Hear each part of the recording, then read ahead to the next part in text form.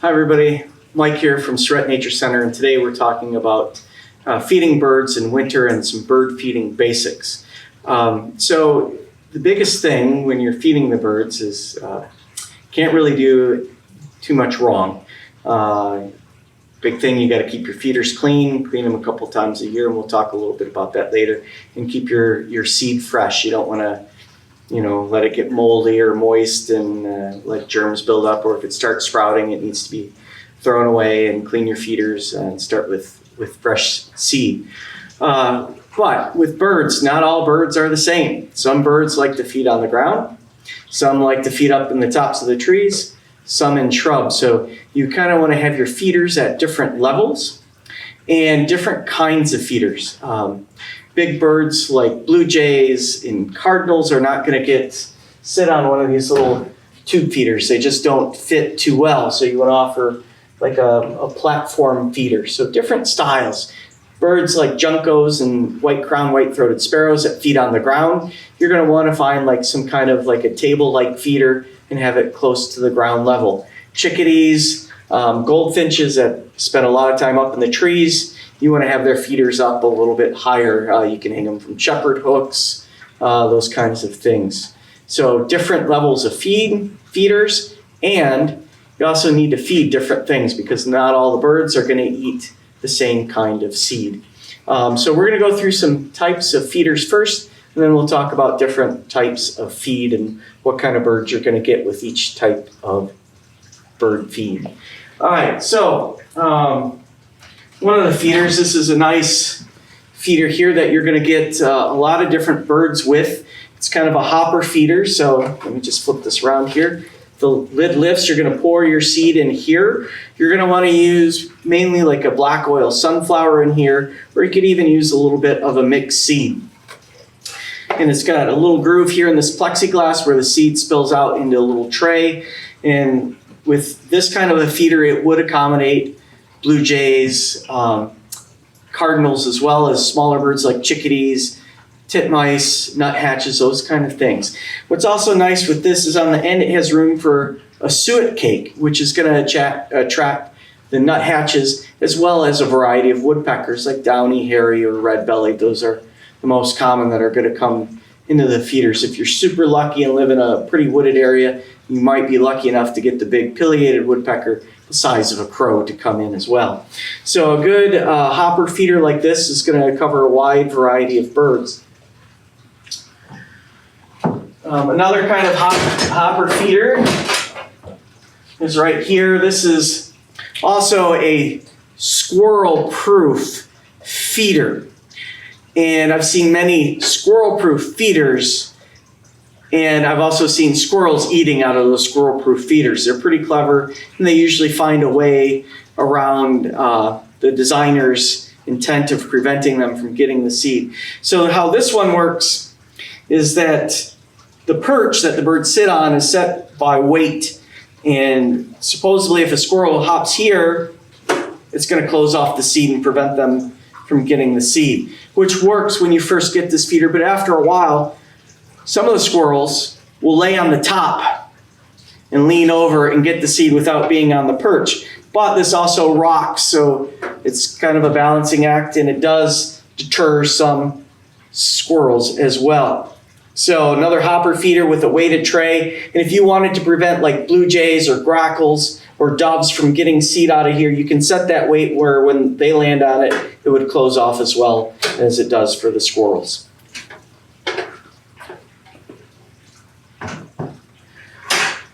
Another feeder that's going to allow a wide variety of birds is this little platform feeder here. It's just a square platform. It's got mesh on the bottom. You just hang this from your shepherd's hook. You put your seed in here, and it's going to allow the biggest variety of birds to come and use it. So big birds like your cardinals and blue jays, doves can get in here. Small birds like the chickadees, nuthatches, goldfinches as well. So it's going to be inclusive of all those. So this is a nice feeder here. Any leftover seed, you can just bring out a trash can and just dump it right in there. or you can just dump it on the ground if you're not too concerned about your lawn. And then the birds that feed on the ground, especially in the winter, like the juncos, the white-crowned, white-throated sparrows, will clean up the seed that's on the ground. Then we get to our tube feeders. So this is going to exclude some of the bigger birds just because they simply don't have enough room to be on the perch and try and get their head in the little hole to get the seed. So with the tube feeders, if it has a big hole like this, it's going to be for sunflower. You could also put mixed seed in here, but sunflower is best in the tube feeders. Mix is more like for a platform feeder or table feeder or on the ground. So the bigger holes, good for sunflower. With these tube feeders, you want to make sure that you have metal around those holes. If it's just plastic, squirrels will kind of chew through them. So to kind of squirrel-proof your feeder, at least keep them from damaging it, you want metal around the little feeding ports, okay? So this is great for chickadees, nuthatches, tufted titmice, purple finches, house finches, goldfinches will feed on this as well. Nuthatches, we even have red-bellied woodpecker that'll land on our tube feeders. They'll perch down here and reach up into this top hole. What's nice about this particular brand, you got a metal roof, which is good. Squirrels can't chew through it. But this is great for cleaning. It's got a quick release on the bottom, and this pulls out. You can get rid of any unused seed, and it's easy to get a bottle brush in there to clean. Here's another take on a tube feeder. This one, lots of metal around. This is also big holes here, so sunflower. This also has a quick release bottom and recycled plastic top here. A little decorative, looking like birch bark. So this is also a good feeder for a lot of those smaller birds. Again, chickadees, titmice, nuthatches, goldfinches, house finch, and purple finch. Another kind of a tube feeder. This, you can get a lot of birds on it. Instead of having perches, you have a nice mesh here. And this will hold sunflower. You can put mix in here. You could even do shelled peanuts, peanut halves. And this will allow the birds to climb all over it and get the seed out.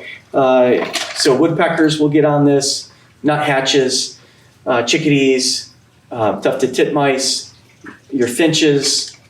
It will keep out cardinals and blue jays. There's just no room for them to perch on this. So this is a nice feeder. It'll maximize the amount of birds that can feed on here because there's no specific perches. So these are great. They also make these for thistle feed as well. If you just want to feed the finches, like your house finch, your goldfinch, purple finches, pine siskins that come down in the winter on occasion, and if you're lucky enough, the common redpolls, you really want to have a thistle feeder or a Niger feeder. So it's just a tube feeder in most cases, but they have a really small hole because the thistle seed is very small. And so these small holes are for that. If you put sunflower in here, the birds aren't going to be able to get the seed out. So that's not going to work. So if it's got a small hole, thistle feed only.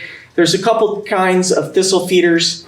There's right side up thistle feeders where the hole is above the perch, and upside down thistle feeders where the hole is below the perch.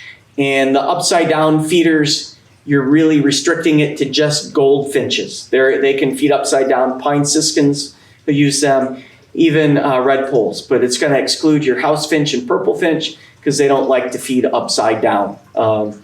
So you don't really need to worry about having metal around the openings of your thistle feeder. Squirrels do not like thistle. They're not going to eat it. So you don't have to worry about that. You can also just, they make thistle socks as well. It's just kind of a mesh sock, and you pour your thistle in and you hang it, and then they can climb all over it, kind of like this mesh feeder here, which you can also get small enough mesh to hold thistle as well.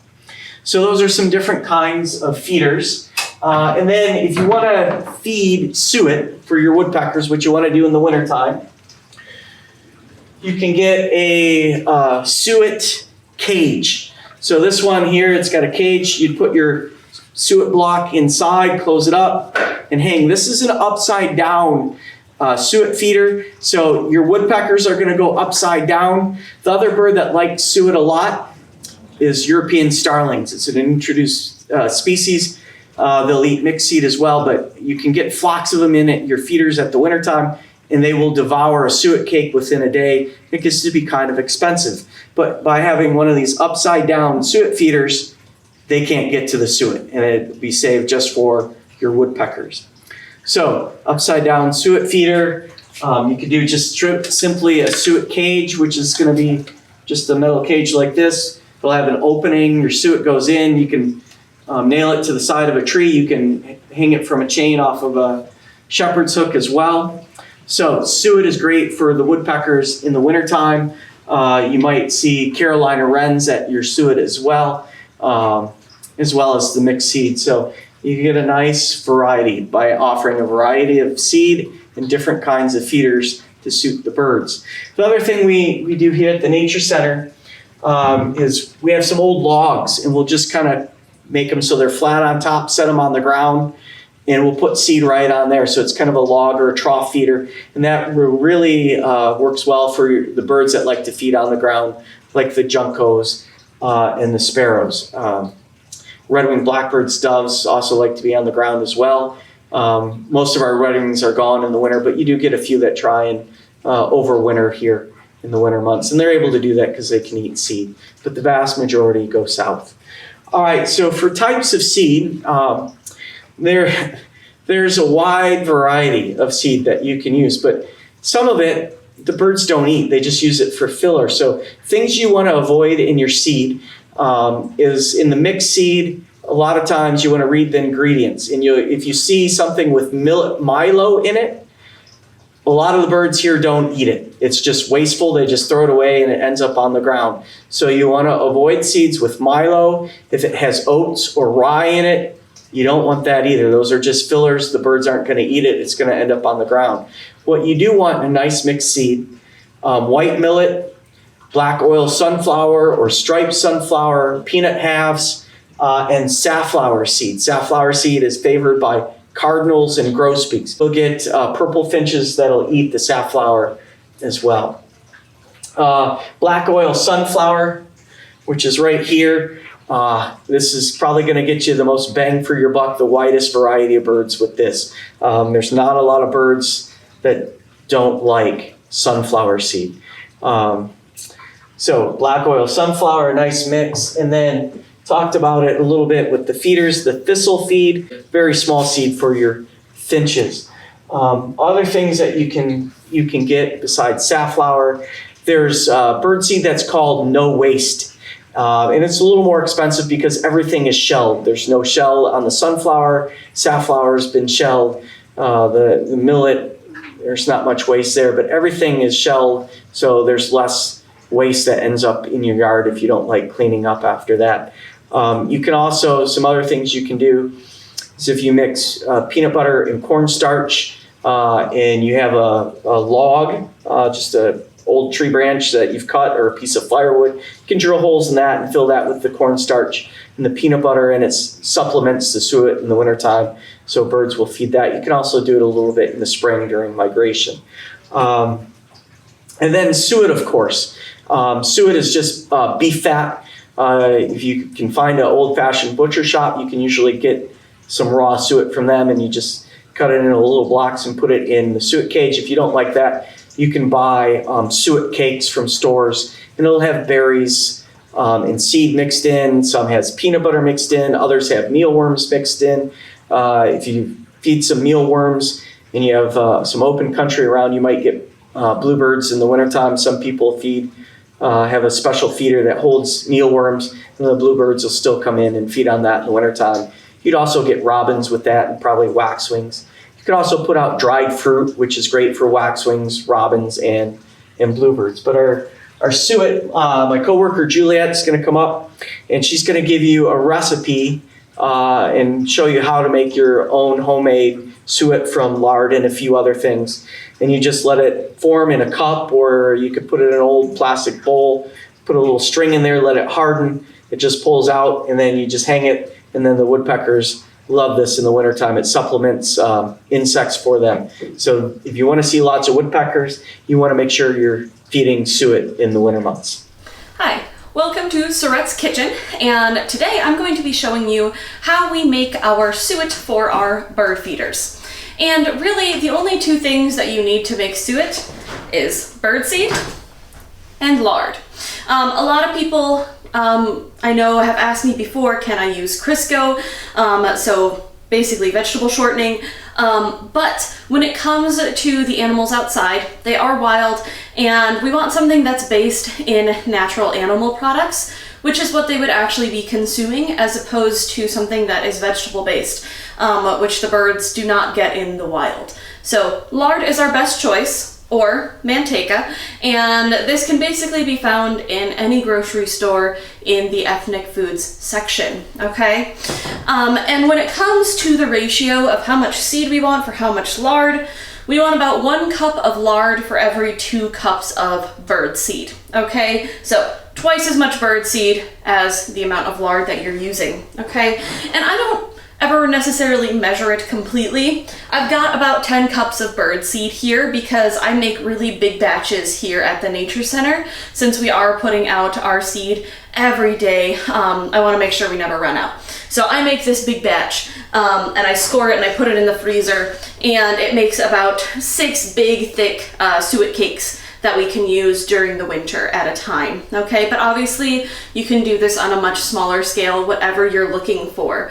But what I suggest is whatever container you want to make your suet in, fill that container about 2/3 of the way with bird seed, okay?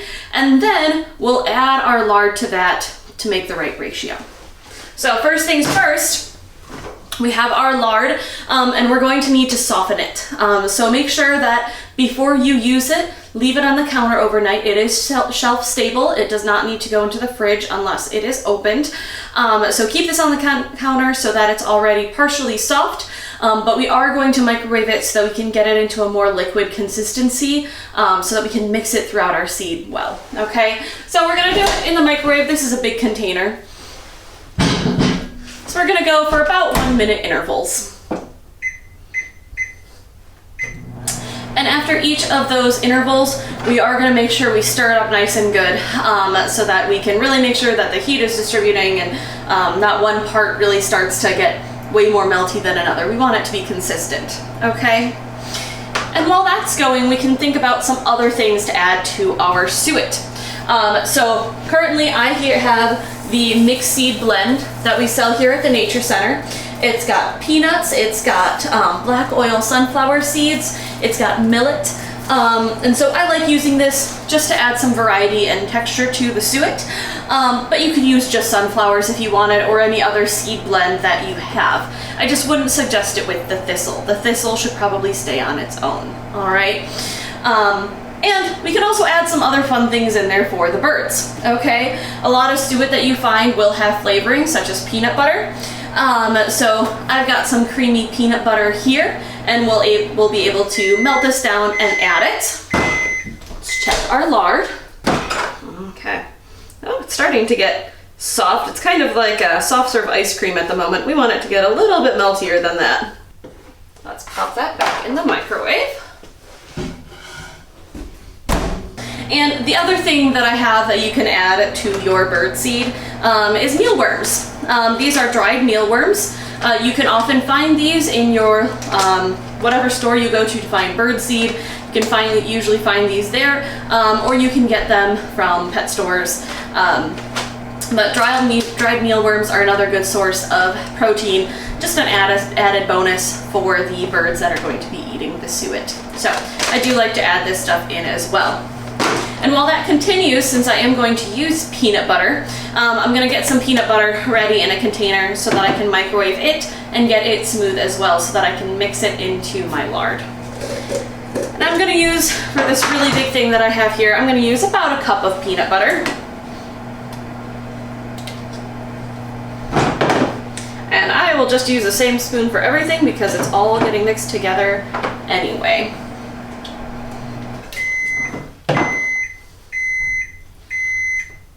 One more good scoop.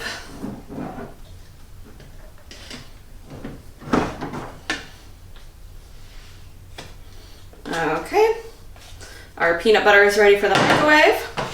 Let's grab our lard. So this is very liquidy now, which is good. I can just easily run the spoon through it to stir it all up. And that's what we want. We want it to turn into a nice liquid. And it will solidify, it will cool down pretty fast when you add it back into the seed. So it is okay that it is so liquid right now. Okay, so we're gonna leave that here. And let's do our peanut butter. Now, peanut butter can burn a lot easier in the microwave, so I only like to do it in 30-second intervals. And I'm gonna wait to add my lard until I have my peanut butter too, so I can mix them together at once. But while the peanut butter's in, we can add some mealworms to our birdseed. And you can add as many or as few as you want, it doesn't really matter. I probably end up using about a cup or 2 cups of mealworms because I am using such a large batch.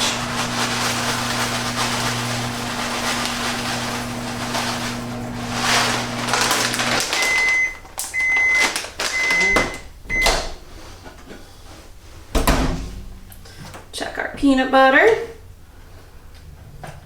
That is nice and soft. Okay, so that'll be good. And I want to make sure that I mix in my mealworms first so that everything is even.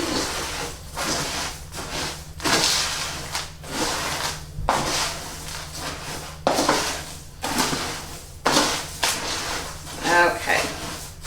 And now I can add my, well, kind of sort of liquids. So the lard and the peanut butter. Okay, so we're going to start with the lard. Okay. I added about half of that to start. And I'm going to put all of my peanut butter in there.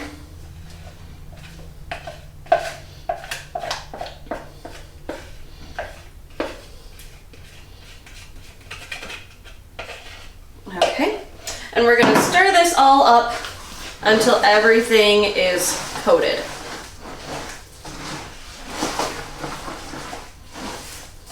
And you'll kind of notice if it looks too dry, then you need to add more lard. If it looks like you added too much lard and it's too wet, go ahead and pack some more birdseed in there. The lard and the peanut butter, they're really just acting as a glue, okay? And so we just need enough to get a coating on everything, okay? We don't want it to be too soupy. Okay, but this right here is still pretty chunky, so we're gonna add some more lard.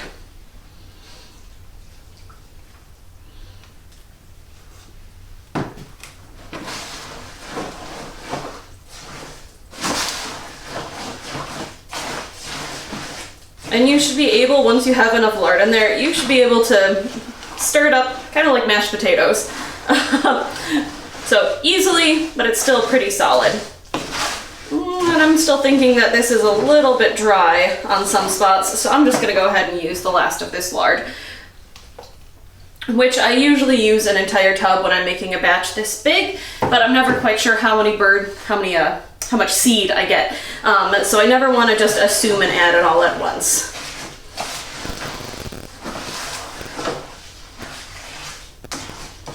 Alrighty, that's looking pretty perfect. Okay, we have this nice consistency here. And now it's ready to just sit in the freezer until it is solid. And about an hour into it sitting in the freezer, I will go through, since I'm making such a big batch, and I'm gonna score it with a knife so that it's easier to get my pieces out later, okay? So this is a big batch. Mike also showed you that you could just do little cups with rope strings so you can make little ornaments to put on your trees. The possibilities with Suet really are endless because it sets up so nice and easily in your freezer. You can do it in any shape you want and with any seed you want. And as a reminder, feel free to go to Sarett.org and look at our birdseed sale that we have for our members. It's running all the way November through December. You get 15% off all birdseed and all feeders so that you can prep your birds for the winter. Okay, and now you can add to that list some delicious suet to keep them nice and big and warm. Have a good day.